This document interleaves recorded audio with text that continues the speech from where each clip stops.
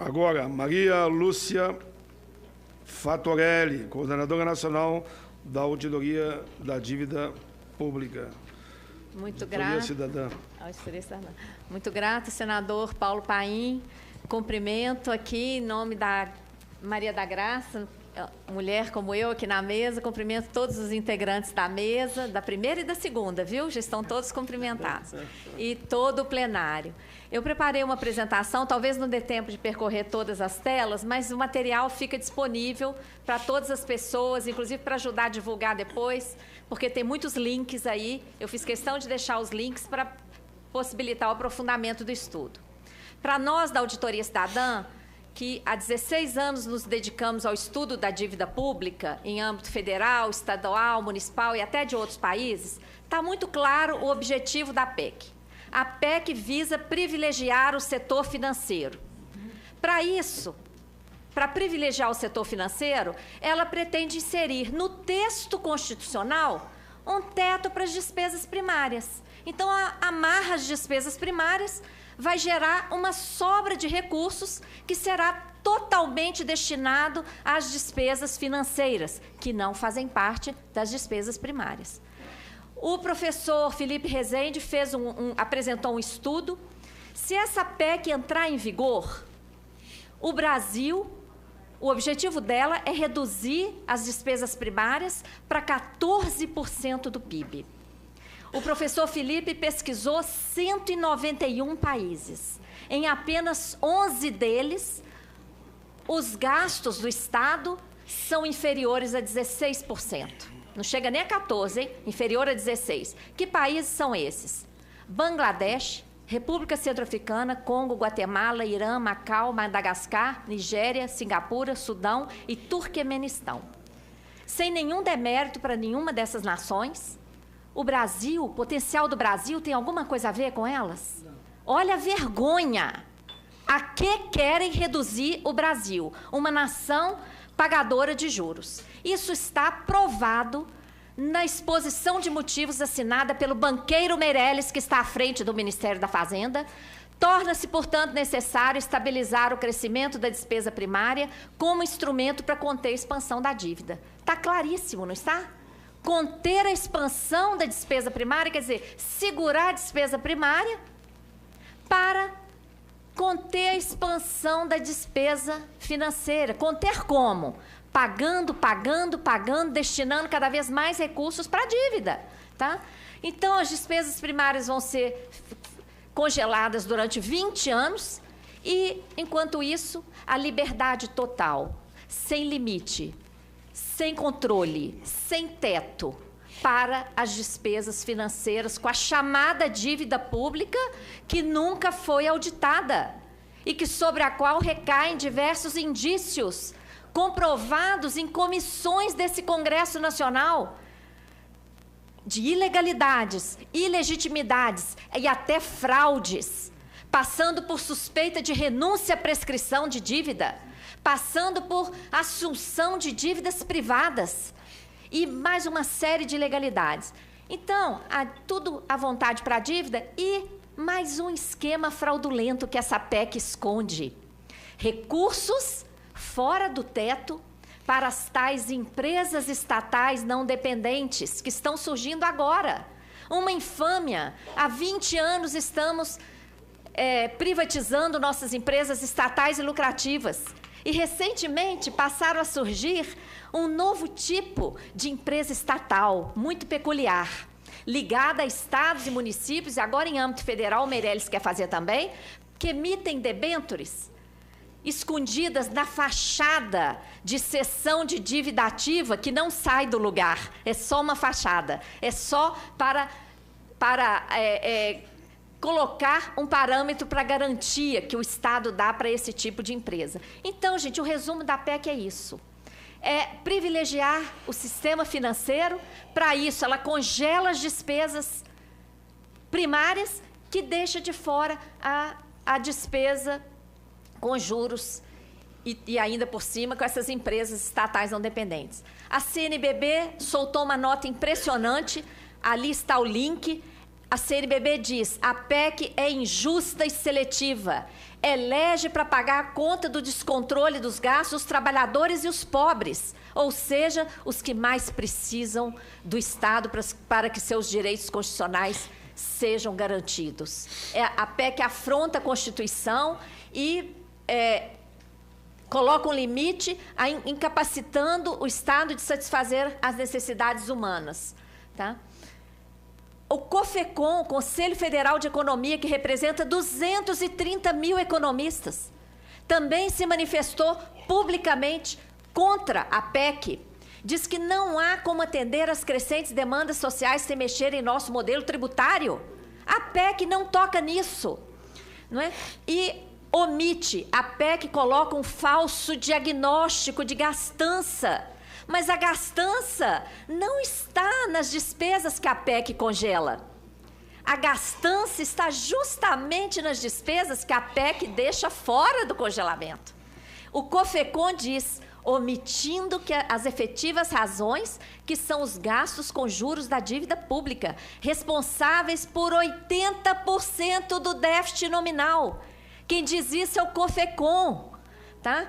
As excessivas renúncias fiscais, as benesses tributárias, a farra para as grandes empresas multinacionais, o baixo nível do combate à sonegação fiscal por falta de investimento na administração tributária e a frustração de receita devido ao elevadíssimo grau de corrupção. A PEC não enfrenta as amarras que impedem o Brasil de desenvolver. O modelo voltado para metas estéreis. Quais são as metas do modelo econômico? Meta de inflação, que não combate o tipo de inflação que nós temos, e meta de superávit, que garante o privilégio abusivo para o sistema financeiro. Modelo tributário injusto e regressivo. Nosso modelo tributário é às avessas. Ele dá benesses para os ricos, até para os estrangeiros que investem aqui, são isentos. E o trabalhador e o pobre é o mais onerado, porque a maior parte da carga tributária é sobre o consumo. É um aleijão o modelo tributário brasileiro. Outro problema, a política monetária suicida exercida pelo Banco Central, com juros extorsivos e restrição sobre a base monetária. Tem mais de 1 trilhão esterilizados no Banco Central, nas chamadas operações de mercado aberto. Escassez de investimentos estruturantes em ciência, tecnologia, educação, saúde, infraestrutura, reforma agrária. A PEC nem passa perto disso, pelo contrário, retira recursos de todas essas áreas. E para falar, então, da exploração mineral predatória que temos aqui, imaginem a fonte de recursos que isso significaria. Vocês devem ter visto o programa que a Globo veiculou esses dias sobre a Noruega, até pouco tempo pobre, quando descobriu o petróleo lá e começou a explorar corretamente, virou um dos países mais justos e ricos, não é? O Brasil, com essa riqueza imensa, o que faz com essa riqueza? Nós recebemos, em Minas Gerais, R$ 2,72 por tonelada de nióbio extraído. Isso é uma ofensa, isso é uma violência. Se olhássemos simplesmente para o nióbio, esse orçamento federal multiplicaria muitas vezes. E o que se quer é congelar, colocar esse congelamento na Constituição Federal por 20 anos, quer dizer, todo acréscimo que possamos ter do modelo tributário, de receitas patrimoniais, de qualquer outro tipo de atividade econômica, está tudo congelado por 20 anos, só pode usar isso para pagar a dívida e para transferir para o esquema fraudulento das empresas estatais não dependentes. A Consultoria Legislativa do Senado publicou, no final da semana passada, um documento importantíssimo em constitucionalidades do novo regime fiscal instituído pela PEC 55. Viola cláusulas pétreas da Constituição, viola o princípio da separação dos poderes, o princípio da segurança jurídica, o princípio da razoabilidade, da proporcionalidade, da adequação ou idoneidade, da necessidade, da exigibilidade. Viola o voto secreto, universal e periódico. Sabe por quê? A PEC diz que só daqui a 10 anos o presidente da República vai poder propor uma mudança só daqui a 10 anos. Então, não acreditem nos discursos mentirosos que esse prazo pode ser reduzido, porque só vai poder propor daqui a 10 anos uma mudança.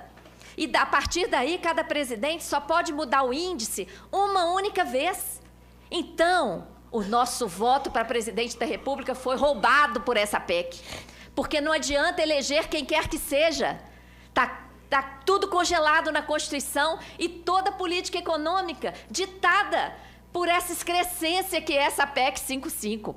Viola o princípio da intranscendência da pena na sua dimensão institucional, ao estabelecer por 20 anos o congelamento apenas em uma das áreas, apenas sobre as despesas primárias. Pode passar.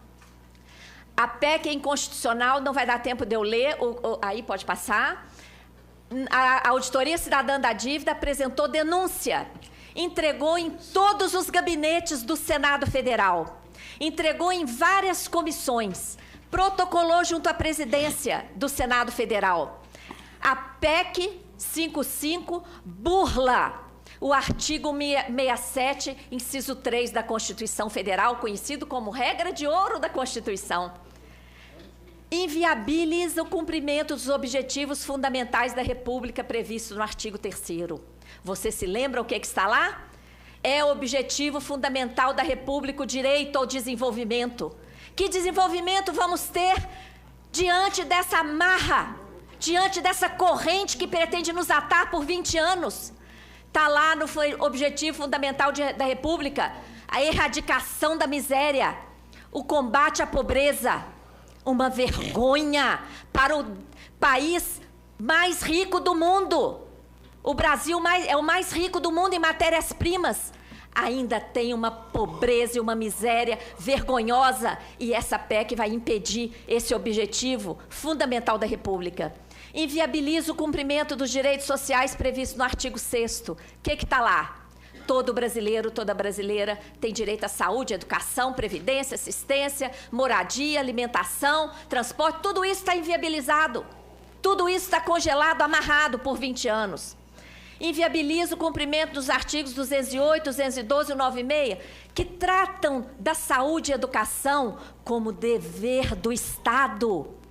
Está escrito na Carta Magna, saúde e educação é dever do Estado.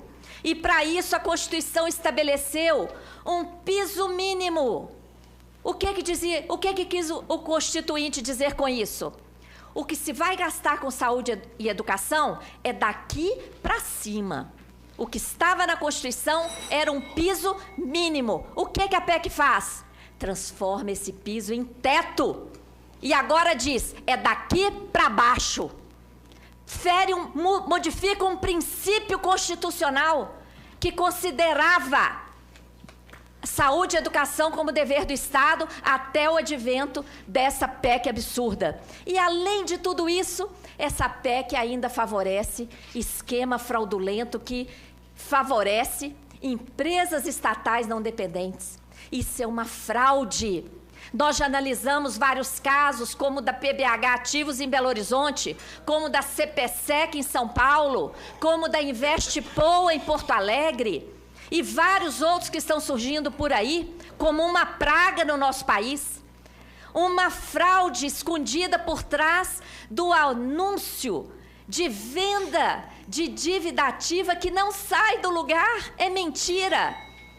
Essas empresas emitem papéis financeiros vendidos com desconto absurdo e juros de mais de 20% ao ano. Tudo isso vai virar dívida pública. Então, senador, não dá tempo mais, né, de continuar?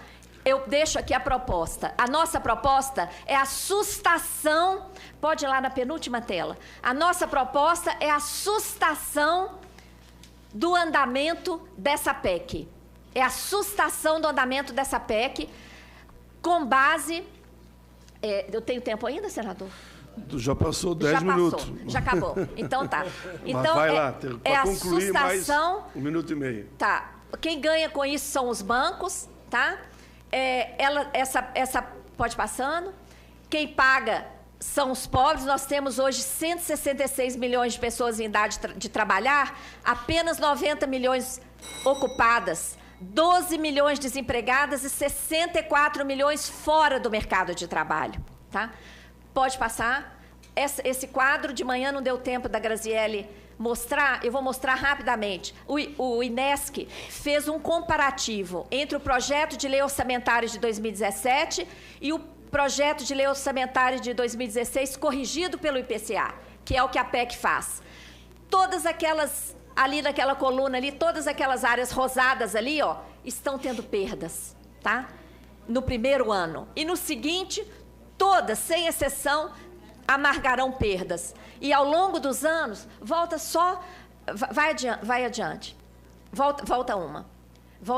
Não, vai adiante, desculpa. Adiante. Olha só em termos de educação. O vermelho é o que estaria atualmente, com 15%. Olha o azul. Quanto que vai ter perda? Pode passar.